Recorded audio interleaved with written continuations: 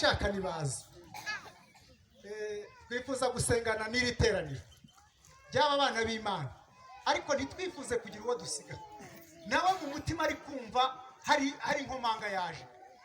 Byashoboka kuba nawe mu mutima hakubwira ko hari ibindi, nubwo witwa umugorozi ukaba waranabatijwe muri ururuka n'Isabato, ariko umaze igihe nawe hari ibyo urwana nabyo wiyobagiza ukabyanga ku bushake, kugeza nubwo n'abandi iyo babigendeyemo ukabazwa kutagenda nk'abo uvuga ngo bariya barakabya ngo nabaka mu bihugu byose wabigenderamo ukazabivamo. Wiguma muri uko kwiyobagiza.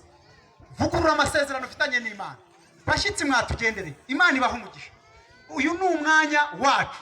Mu gitabo nsoma aha kitwifuza mu byose aratubwira ngo mu minsi yose hari umunsi ubera umuntu mwiza, ngo ni umunsi Imana ivuganiramo nawe.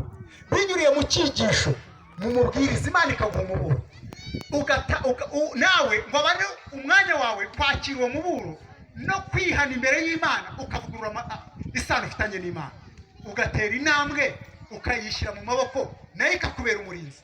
Ngo iyo twakiriye ukuri mu mutima tukabyemera mu mutima gusa, ngo nabwo tuba tukiberekeye Satani igihe tutaratanga ubuhamya. Kubwira Satani ngo we vaho nawe uyu munsi ngusezeyeho ndagiye. Ni kera tubana, ariko uyu munsi ndahagurutse ngusezeyeho ndagiye.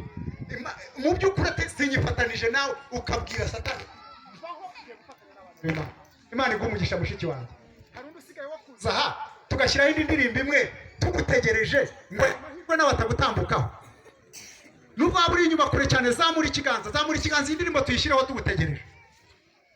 Imana ibaha umugisha. Tambuka, komeza utambukuza, namwe mukibitekerezaho.